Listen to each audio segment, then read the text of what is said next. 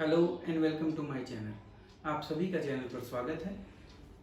Accounting equation class 11 accountancy और accounting equation का एक क्वेश्चन जो बहुत इंपॉर्टेंट क्वेश्चन है और थोड़ा डिफिकल्ट भी है, टीएस ग्रेवाल में से है।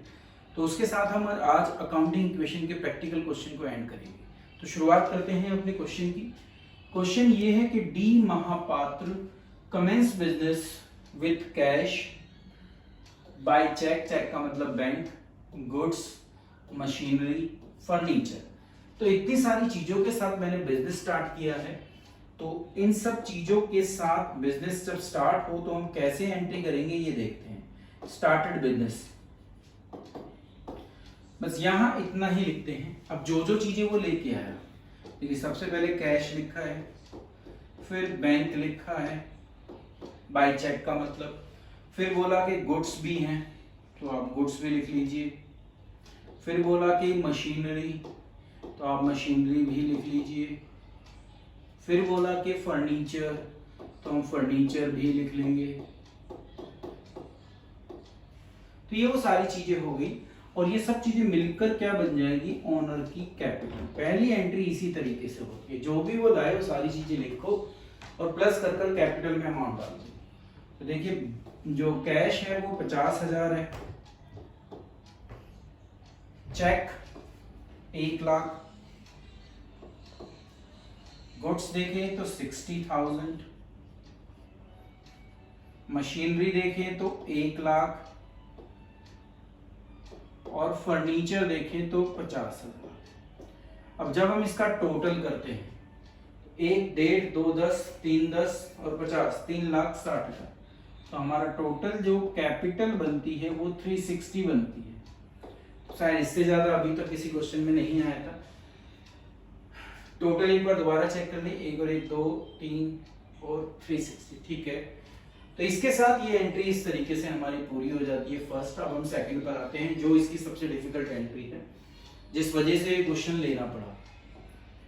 तो क्वेश्चन कहता है कि 1/3 of the above goods, goods कौन सी, ये वाली, ये क्या कर दी आपने, बेच दी। तो एंट्री तो बेचने की, गुड्स सोल्ड, एंट्री सिर्फ इतनी है।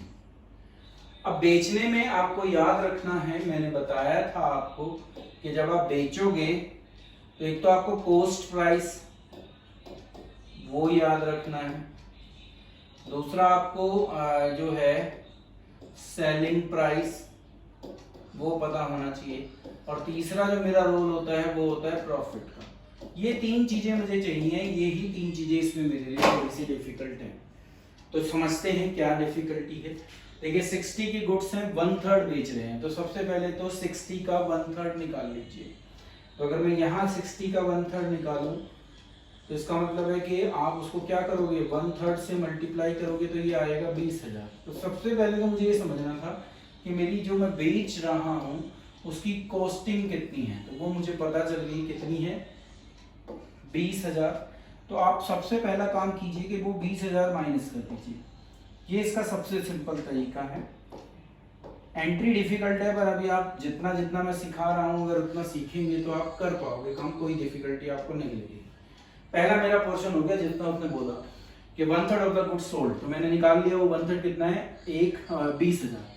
अब वो आगे हमें जो कहता है वो हमें कहता है कि 10% प्रॉफिट पर बेचनी है। तो देखिए प्रॉफिट की परसेंटेज गिवन हो गई, वो भी आप लिख लीजिए। अभी 10% निकाल लेंगे बाद में। ऑन कॉस्ट वो हमने लिख लिया। अब आगे भी कुछ और है, तो आगे का पढ़ने से पहले मैं इस 10% की ट्रीटमेंट कर लूं, फिर हम आगे बढ़ेंगे कि आगे वो हमें क्या कहता है। तो ये बात पक्की होगी कि 20,000 को आपने 10% के प्रॉफिट पर क्या किया है, सेल किया है। तो ये 10% कितना बैठता है ये निकाल लेते हैं, परसेंटेज हटाकर। तो देखिए 10% में निकालता हूं, तो 10% हम निकाल कर पाएंगे 2,000। वैसे ही बड़ी सिंपल सी कैलकुलेशन थी, एक जीरो हटा देते तो 10% हमारा निकल गया। कॉस्ट प्राइस पता चल गई। अब ये देखिए मैंने ये थोड़ा, ये दोनों चीजें जो हैं आपस में इंटरचेंज हो रही हैं, तो मैं इसको इंटरचेंज कर दूं एक बार, क्योंकि यहाँ अभी जो दिक्कत आ रही है वो ये आ रही है कि प्रॉफिट मैंने ऊपर निकाला है और लिखा वहां पर था सेलिंग। तो हम सेलिंग प्राइस जो निकालेंगे वो नीचे निकाल देते हैं।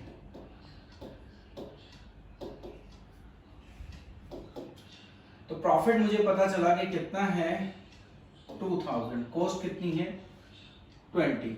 तो इन दोनों को प्लस कर दो तो क्या आ जाएगा, मेरा बेचने का प्राइस आ जाएगा, सेलिंग प्राइस कितना हो गया 22। तो ये फिगर्स मेरे पास आ गई। अब इन फिगर के बेस पर मुझे एक चीज पता चल गई कि मेरा जो प्रॉफिट है वो 2000 है। तो ये कंफर्म है कि प्रॉफिट कितना ही हो, मिलेगा कैसे ये पता नहीं, पर वो प्रॉफिट जो है मेरा कैपिटल में ऐड हो जाना चाहिए, ये मुझे समझ में आता है, ये मैंने काम कर दिया। अब बारी आती है कि इस 22,000 को कैसे लिखूं, ये अभी तक नहीं लिखा। इसके लिए मुझे आगे लाइन पढ़नी पड़ेगी, जब वो लाइन पढ़ेंगे जब ही हमें समझ में आएगा। अब उसने कहा कि हाफ जो है पेमेंट वो आपको कैश मिले, किसका हाफ, इस 22,000 का। तो जब 22,000 का आप हाफ करोगे तो वो 11,000 आएगा। तो 11,000 बोला गया है कि कैश है, ये वाला पेमेंट जो है वो कैश है, और ये उधार है, मतलब कि आपको इसके डेटर्स बनाने पड़ेंगे। ठीक है, तो ये एक आगे इसका स्टेप था करने का। तो आप 11,000 तो अपने कैश में प्लस कर दो, क्योंकि वो आपको पैसा मिल रहा है। तो ये हो गया 61। बैंक से कुछ नहीं आया तो बैंक को सेम लिख दीजिए। मशीन पर कोई इफेक्ट नहीं, फर्नीचर पर कोई इफेक्ट नहीं, एक आपको अब डेटर्स बनाना पड़ेगा। तो जो इसमें नया था वो ये था कि पेमेंट हाफ हाफ कर कर आपको मिल रही थी, तो आपको उसका हाफ का कॉलम बनाना था। तो ये एक इसमें नया पोर्शन था, वो इस तरीके से ये हमारी एंट्री क्या हो जाती है, पूरी हो जाती है। अब इसमें और कुछ स्पेशल नहीं है। तो मैं इसको यहाँ से रब कर देता हूँ, एक बार मैं लिख दूँ जिससे आप इसको एक बार दोबारा से चेक कर पाएं। और स्क्रीनशॉट लेना चाहते हैं तो स्क्रीनशॉट ले ले। ठीक है, कॉस्ट प्राइस 20, प्रॉफिट 10% था 2000, सेलिंग प्राइस 22,000 और डेटर और कैश हाफ हाफ। अब मैं इसको यहाँ से रब कर रहा हूँ क्योंकि आगे भी हमें कैलकुलेशन करनी है।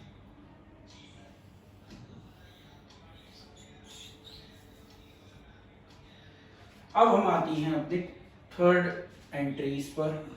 थर्ड एंट्री हमें कहती है कि डेप्रीशिएशन लगाओ मशीन के ऊपर, वो भी 10% से है। मशीन ये रही 1 लाख की, 1 लाख का 10%। तो अब हमें जो निकालनी है परसेंटेज वो 1 लाख का 10% निकालनी है। तो अभी आपको बताया था कि एक जीरो हटा दो तो आपको पता चल जाएगा कि 10,000 का मेरा क्या आ रहा है डेप्रीशिएशन। ये हमारी न्यू इक्वेशन बन गई थी। अब हम थर्ड लिखकर डेप्रीशिएशन लगा देते हैं, डेप्रीशिएशन ऑन मशीनरी। देखो कैश मैं दूंगा नहीं क्योंकि कैश इसमें कभी नहीं जाता, सिर्फ मशीन की कॉस्ट को आपको 10,000 कम करना है, और ये एक तरीके से आपका लॉस होता है। तो लॉस होने की वजह से ये कैपिटल में से भी माइनस हो जाता है।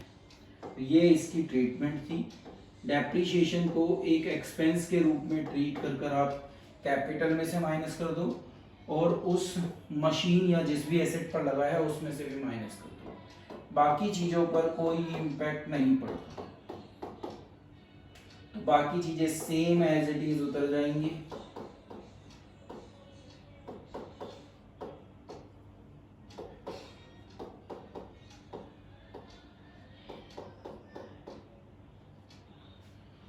ये हमारी न्यू इक्वेशन आ गई और ये एंट्री हमारी होगी। हम फोर्थ एंट्री की तरफ चलते हैं, cash withdraw for personal use.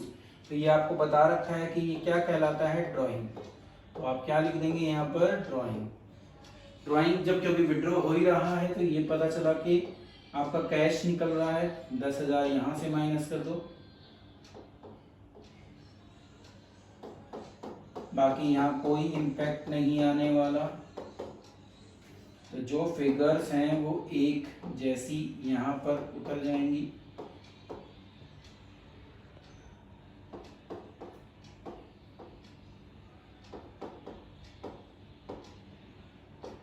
अब जो इसका दूसरा इफेक्ट है, क्योंकि ड्राइंग ओनर ने की है तो ओनर के इस कैपिटल में से ही इसको मैं क्या कर दूंगा, माइनस। तो ये इसका वो सेकंड इफेक्ट था। अब बारी आती है नेक्स्ट की, जिसको इंटरेस्ट ऑन ड्राइंग। ये एंट्री भी आपकी रह रही थी। तो अब हम इंटरेस्ट ऑन ड्राइंग की एंट्री कर देते हैं। ये भी आपको थोड़ा समझना पड़ेगा। देखिए ड्राइंग ये थी जो किसने की थी, ओनर ने। तो इंटरेस्ट कौन दे रहा होगा, ओनर। किसको दे रहा होगा, बिजनेस को। तो बिजनेस को वो इंटरेस्ट मिल रहा है, ठीक है। तो बिजनेस जो है रिसीव करने वाला है, that's means interest on drawing business की इनकम। अब कोई भी इनकम होती है तो वो कहां प्लस होती है, कैपिटल में। तो जो ये अमाउंट है ड्राइंग का 10,000, इसके ऊपर आप 5% क्या निकाल दो, इंटरेस्ट। तो जब आप ये 5% इंटरेस्ट इस पर निकालोगे तो ये आएगा 500 रुपए, ठीक है। ये किस चीज का है, इंटरेस्ट ऑन ड्राइंग। फर्म के लिए ये इनकम है, कंपनी के लिए इनकम है, ठीक है। देने वाला कौन है, देने वाला कौन है इसको, ओनर, ठीक है। और ओनर की बिजनेस में क्या है, कैपिटल। तो ओनर कहता है भाई मैं पैसे नहीं दूंगा, मेरी कैपिटल में से ही काट लो। तो वो क्या कहता है, माइनस कर दो मेरे कैपिटल को। तो एक इफेक्ट तो ये हुआ कि ओनर ने कहा भाई मेरी कैपिटल में से माइनस कर दो, तो मैं क्या कर देता हूं, उसकी कैपिटल में से इस 500 को माइनस कर देता हूं। अब ये इनकम हो रही है, इनकम बिजनेस की है। बिजनेस की इनकम का कोई भी जो अमाउंट होता है वो कहां जाता है, वो भी कैपिटल में ही जाता है। मतलब वो भी किसको मिलता है, ओनर को ही। तो ये मिल भी किसको रहा है, एक तरीके से उसी ओनर को जिसको इसको देना है। तो ये प्लस भी उसी में हो रहा है और माइनस भी उसी में हो रहा है। अल्टीमेटली देखें तो इसका कहीं और कोई इफेक्ट नहीं है, ये सिर्फ हमारी कैपिटल में प्लस माइनस होता है। अब वो चाहे इंटरेस्ट ऑन ड्राइंग हो और वो चाहे इंटरेस्ट ऑन कैपिटल हो, दोनों की ट्रीटमेंट सेम है। प्लस भी इसी में ही, माइनस भी इसी में। एक प्लस इसलिए हो रहा है ये इनकम क्योंकि ये ऑन किसको, बिजनेस को मिल रही है इंटरेस्ट। देने वाला ओनर है तो ओनर कहता है मेरी कैपिटल में से ले लो, तो इसलिए माइनस प्लस दोनों किस में हो रहा है, कैपिटल में। इंटरेस्ट ऑन कैपिटल पर भी यही रूल एप्लीकेबल होता है। इंटरेस्ट ऑन कैपिटल फर्म का एक्सपेंस होता है, इसलिए माइनस होता है। मिल किसको रहा है, ओनर को। ओनर कहता है मेरी कैपिटल में ऐड कर दो, तो इसलिए वो दोनों प्लस माइनस किस में होते हैं, इसमें। सारी फिगर बाकी एज इट इज हम नीचे लिख लेंगे और ये हमारी एक और नई इक्वेशन बन जाएगी और ये ट्रांजैक्शन हमारी क्या हो जाएगी, पूरी। फिर हम नेक्स्ट ट्रांजैक्शन की तरफ चलते हैं।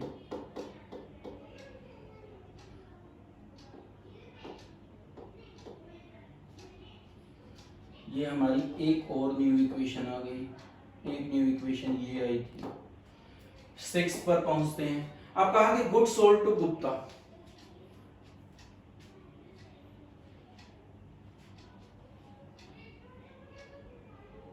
ये कुछ और वर्ड था, गुड सोल्ड फॉर गुप्ता, ₹4 होना चाहिए यहाँ पर, ₹10,000 हमने गुड्स बेची गुप्ता को। देखिए अब इसमें क्या बताया कि गुड्स सोल्ड टू गुप्ता, ठीक है।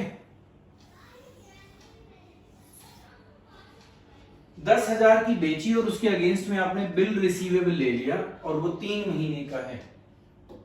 तो बिल रिसीवेबल का मतलब है कि उसने रिटर्न में हमें लिख कर दे दिया कि 3 महीने बाद आपको ये मैं पैसे दे दूंगा, ठीक है।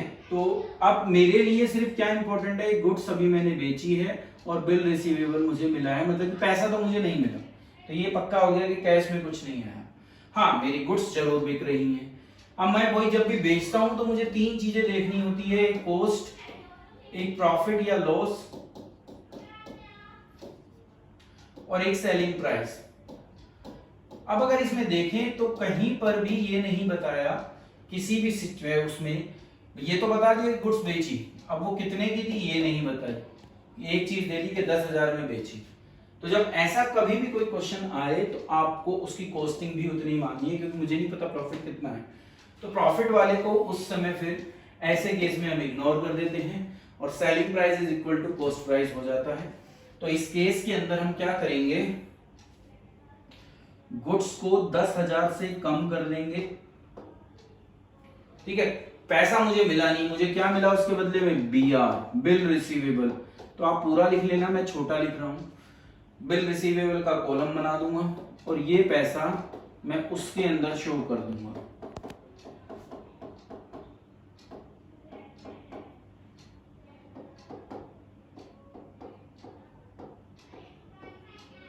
यहां पर कोई इफेक्ट नहीं पड़ा, तो ये अभी भी 3,42,000 ही है। बाकी चीजों पर भी कोई इम्पैक्ट नहीं पड़ेगा। बिल रिसीवेबल का कॉलम बनेगा और गुड्स कम हो जाएंगी। ये मेरी न्यू इक्वेशन हो गई। 51,000, 1 लाख,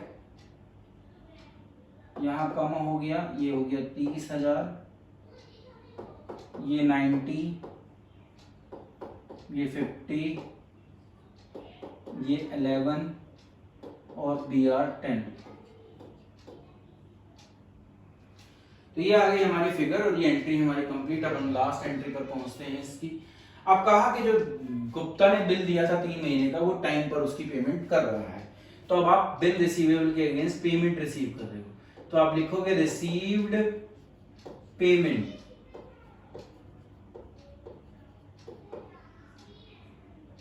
फॉर BR लिख दो, क्योंकि BR के अगेंस्ट ही आपको पैसा मिल रहा है ना, तो बिल रिसीवेबल के अगेंस्ट।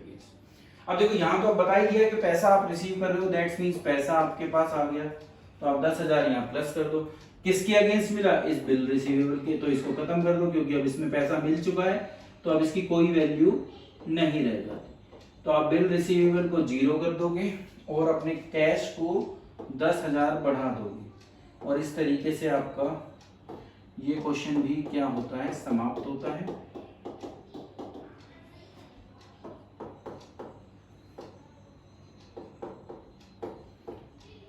और हमारी अकाउंटिंग इक्वेशन में जितनी चीजें हो सकती थी वो लगभग सारी मैंने आपके सामने रख दी है।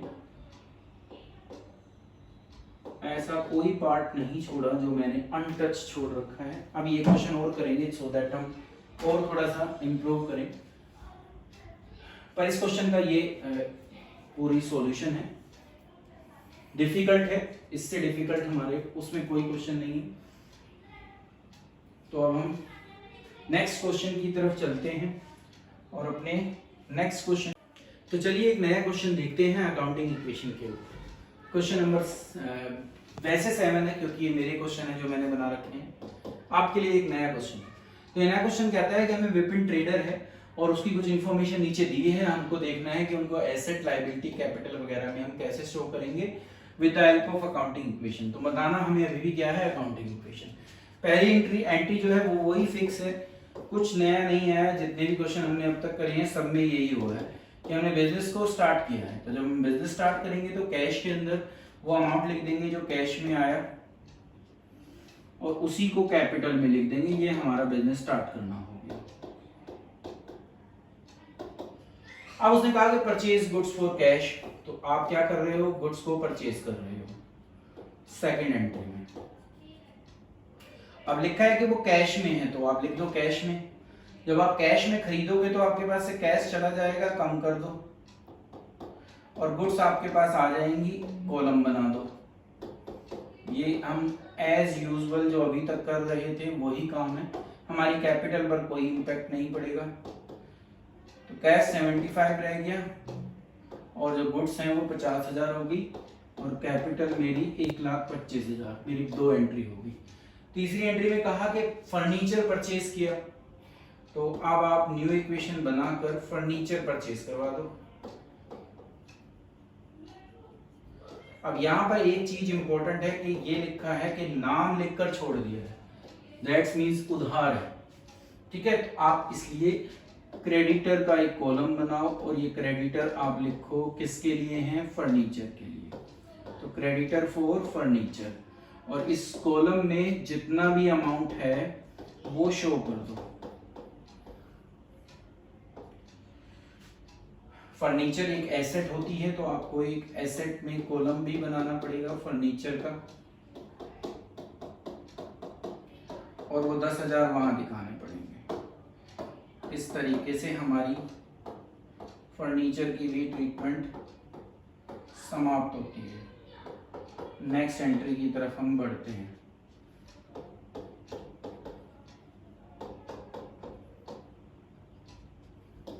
अब है नेक्स्ट एंट्री, ये न्यू इक्वेशन हमारी बन गई। नेक्स्ट एंट्री है हमारी sold goods to Parul trader. Goods हम बेच रहे हैं, बेचने वाली पार्टी पारुल ट्रेडर है, कॉस्टिंग इतनी है और 9000 में बेचा है, बिल नंबर से अकाउंटिंग इक्वेशन का कोई लेना देना नहीं है। तो वही तीन चीजें जो हमें चाहिए होती हैं, अगर हम उनको लिखें, पहली कॉस्टिंग, दूसरा सेलिंग प्राइस लिखिए, और तीसरा प्रॉफिट या लॉस। तो मुझे इस क्वेश्चन में प्रॉफिट दिख रहा है इसलिए मैं प्रॉफिट ही वर्ड यूज कर रहा हूँ।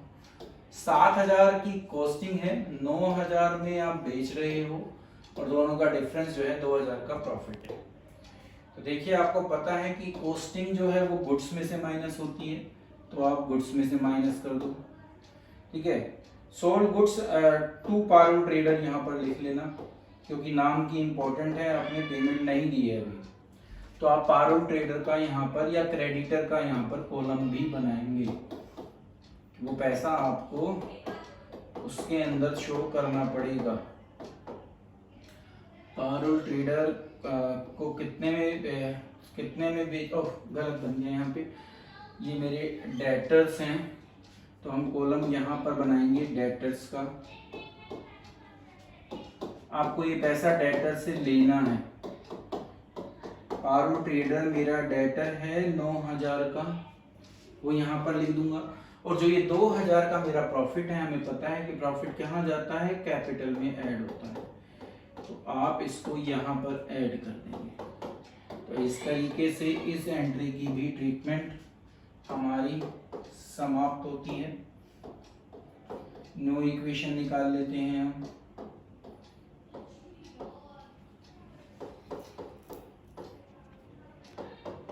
और नेक्स्ट ट्रांजैक्शन की तरफ चलते हैं।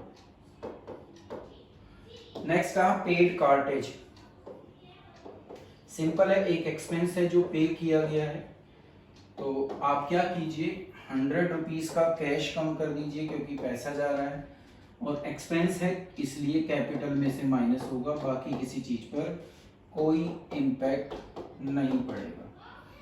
तो अब ये 74,900 आ जाएगा, ये 43,000, ये 10,000, ये 9,000, ये 126,900 और ये 10,000। Next entry cash paid to. अब आप कैश पे कर रहे हो जो आपके क्रेडिटर हैं फर्नीचर के, कैश पेड टू आर के फर्नीचर। आप आर के फर्नीचर को पेमेंट कर रहे हो, तो ये पक्का पता चल गया कि मुझे, मैं पेमेंट दे रहा हूं तो मेरे पास से पैसा जा रहा है, मैं सबसे पहले कैश कम करूंगा।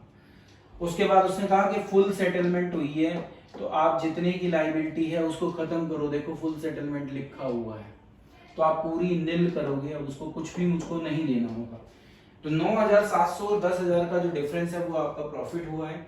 अब वो प्रॉफिट है तो ऑब्वियसली है, मेरा जो भी प्रॉफिट होगा वो मेरी कैपिटल में प्लस होगा, तो कैपिटल बढ़कर 1,27,200 आ जाएगी, और कैश मेरा कम होकर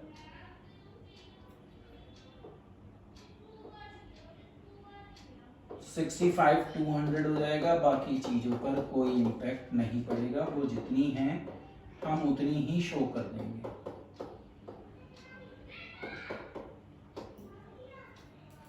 नेक्स्ट एंट्री आती है कैश सेल्स। सिंपल एंट्री है, कुछ खास नहीं है, बस आपको ये याद रखना है कि गुड की कॉस्टिंग कितनी है, कितने में बेचा है। तो 10 और 2 12 होता है, 12 मतलब कि 10 की कॉस्टिंग है, 12 में बेच रहे हो, तो 2000 का प्रॉफिट। वो प्रॉफिट सबसे पहले मैं कैपिटल में ऐड कर देता हूँ, ठीक है। 10 की गुड्स में बेच रहा हूँ तो मैं गुड्स कम कर देता हूँ, और 12,000 पैसा मुझे मिल गया तो मैं अपने कैश के अंदर उसको प्लस कर देता हूँ। तो अब 77,200 मेरा कैश हो गया, 33,000 मेरी गुड्स रह गई, 10,000 का मेरा फर्नीचर चल रहा है, और 9,000 के मेरे अभी डेटर्स हैं जिनसे मुझे पैसा लेना है। ये भी एक न्यू इक्वेशन मेरी बनकर आ गई। नेक्स्ट एंट्री है रेंट रिसीव्ड। अब वर्ड रिसीव आने से ये पता चल गया कि ये इनकम है, पैसा मुझे मिल रहा है, ठीक है। तो एक तो सबसे पहले ये पता चला कि पैसा मिला तो आप कैश में प्लस कर दो। दूसरा, मैंने अभी आपके सामने वर्ड ले लिया कि इनकम है, तो हर इनकम मेरे कैपिटल में ऐड होती है, तो मैं इसको अपने कैपिटल में ऐड कर देता हूँ। बाकी चीजों पर कोई इम्पैक्ट नहीं, बाकी चीजें सेम चलेंगी। तो अब ये हो गया 81,200, ये 33,000, ये 10,000 और ये 9,000। ये भी मेरी न्यू इक्वेशन आ गई। अब लास्ट है cash withdraw for personal use. तो ड्राइंग है, आपको पता है, अब तक आप इतनी बार पढ़ चुके हैं। तो ड्राइंग है हमारी, ड्राइंग में पैसा जाता है तो 3,000 आप माइनस कर देंगे, बाकी यहाँ कोई इम्पैक्ट नहीं पड़ेगा। और यहाँ आप वो 3,000, क्योंकि ओनर अपनी कैपिटल में से पैसा विड्रॉ करेगा, तो आप यहाँ दिखा देंगे। अभी मेरे पास टोटलिंग का स्पेस नहीं है, तो बाकी आप टोटल कर न्यू इक्वेशन निकाल सकते हैं। इस तरीके से हमारा ये क्वेश्चन भी हो गया। और अल्टीमेटली अकाउंटिंग इक्वेशन में जितनी भी डिफिकल्टीज हो सकती हैं वो मैंने आपके सामने रख दी। आपको अगर लगता है कि अभी भी कोई ऐसी एंट्री है जो मेरे लिए डिफिकल्ट है, तो आप वीडियो को देखिए, बार बार देखिए, और जो एंट्री आपको ऐसी मिलती है आप कमेंट बॉक्स में वो एंट्री डाल दीजिए, मैं आपको उसकी सॉल्यूशन जरूर बताऊंगा। इसी के साथ ये वीडियो समाप्त होती है। अब जनरल एंट्री के ऊपर हम नई वीडियो के साथ आएंगे। Thank you.